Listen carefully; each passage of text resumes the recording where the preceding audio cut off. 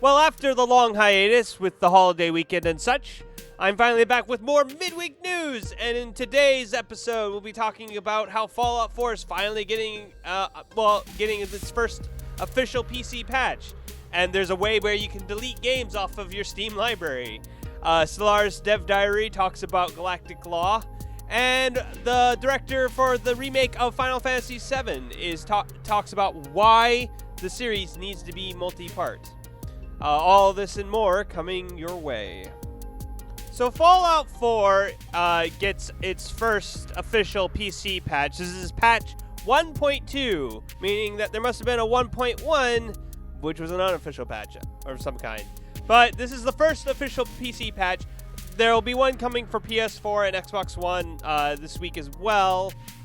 And this should actually, by the time this video comes out, they might have already patched it. So it's very possible that this is old news, but I just wanted to go into the patch notes, because what it explains is it just kind of fixes some things.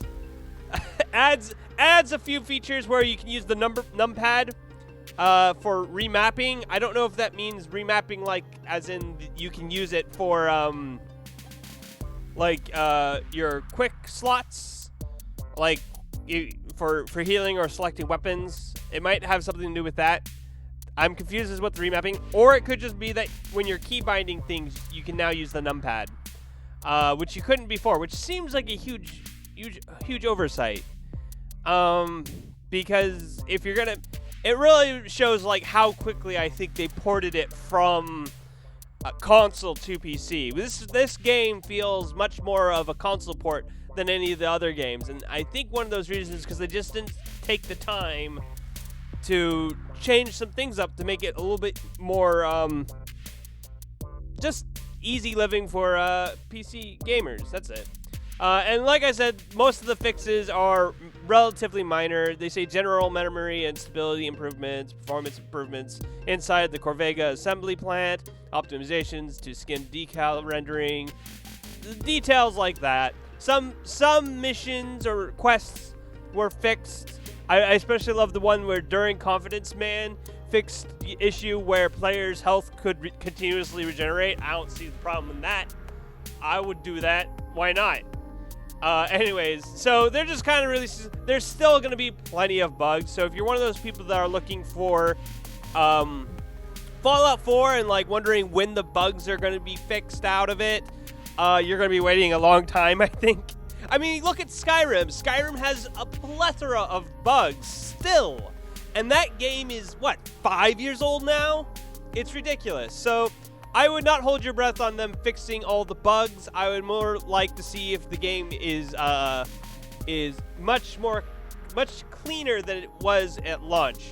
And for those of you waiting, I would suggest waiting a little bit longer and looking for more bug fixes in the next coming months. But until then, I would hold off until later.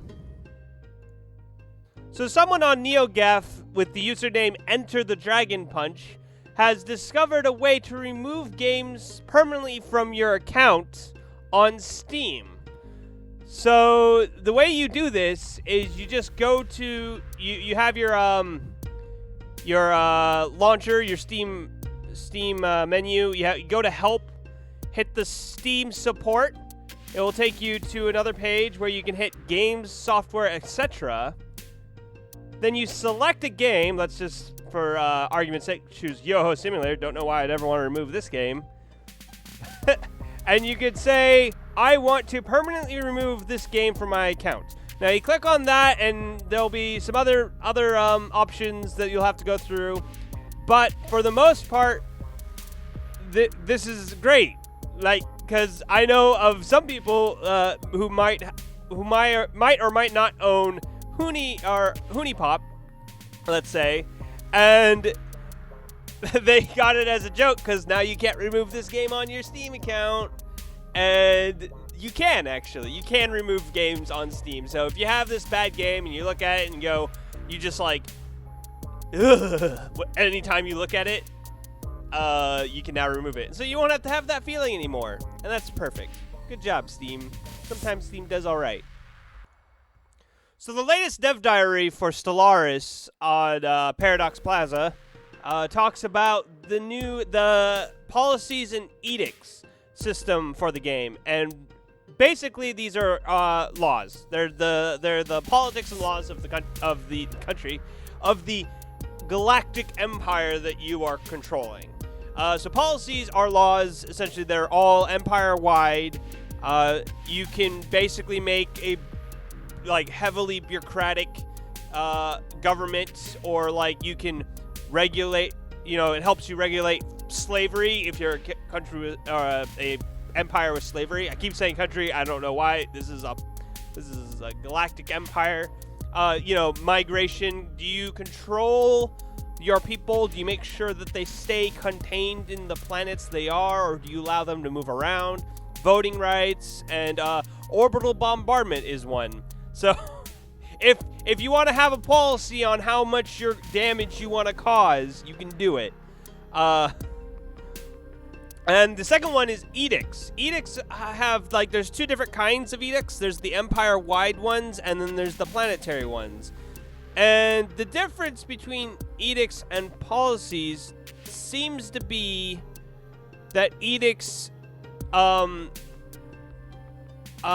a cost to them. So usually you're gaining a benefit at the cost of some resources or whatever. So basically, policies are things that every empire has. Edicts are you have actively chosen to put more emphasis on this such a thing, so you have to spend such and such energy credits for that act. So those are the kinds of differences that you can talk about. And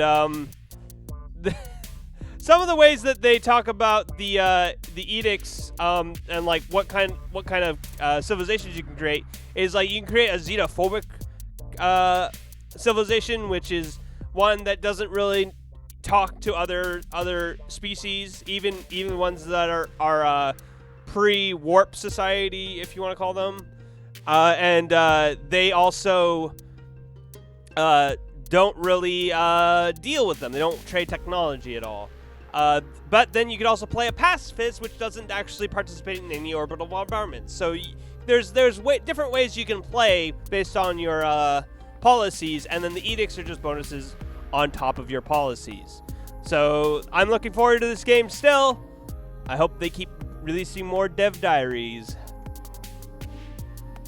So for our final topic, Final Fantasy VII Director explains why it's episodic. That was the headline for the article on GameSpot that I read, and I have to say, when I heard that Final Fantasy VII was going to be episodic, my first initial thought was, oh, they're just doing it for money. Which, after reading this article, they totally are. But, that being said, they have reasons. Basically, what I'm getting from is they say they can't make this game and have everything contained in it because it's just such a dense game. Anyone who's played Final Fantasy VII knows that there's just so much in that game. And I mean, I think when it was released on PlayStation, it was 3 discs. So, but they were all sold in one bunch. You bought it for one game. But this time they're gonna break it up, probably into 3 discs, is my guess. And what I'm thinking they're going to do is they're gonna charge you $60 for each individual disc, because they said that each disc, each game, it will feel like its own game. It will have enough content to be its own game. So they might be adding more side quests to do in the game, since they are increasing the world of where you can travel. Since they don't have to deal with the isometric view anymore, they can allow you to freely move around the world a lot more than you used to, which is actually a really good way of really building up on the whole idea of the remake for Final Fantasy VII. Because remake, why do you need to remake it? The game was great from the start. Well, it didn't look bad, or it didn't look great, but I mean, still, it was still pretty good. But if they add more to it, then that makes it so. Oh, I get it now. This is why you're gonna do it. But the real reason why they're putting this into a multi-part series is because they can't afford. Like, they couldn't make it just one pay us $60 for this game and you're good. Like, their reason for this isn't necessarily because they want more money and they want to soak it up. I mean, that's partially true. They do want to absorb all the money they can off of Final Fantasy VII. And I can't really blame them because Final Fantasy VII was great. But they're all, I mean, it's very true that games nowadays their budgets are massive. And so in order to really recoup the amount they're going to be spending on this game, it's probably going to have to require more than just $60 for the purchase. Now, I know there are going to be some people that are going to be very disappointed in the idea because for some people, buying a $60 game is a huge expense. Because maybe they've got everyone else has lots of expenses in their lives. And gaming is a minor expense. It's not a major one. It's not like I spend 10% of my money on games. It's a minor expense. And for some people, that is, if it's three, like let's say it's 3 parts, and each part is $60, that's $180. So in order to have experience the remake that people want to experience because of the nostalgia of Final Fantasy VII, they're going to have to really hunker down and prepare to spend like 3 months worth of games for the remake. And, you know, some people might think that's okay. I kind of wish that maybe they could have found some other way of really not overblowing the budget, probably. But at the same time, you know, if it's what it requires to make the game, then I guess that's what it requires.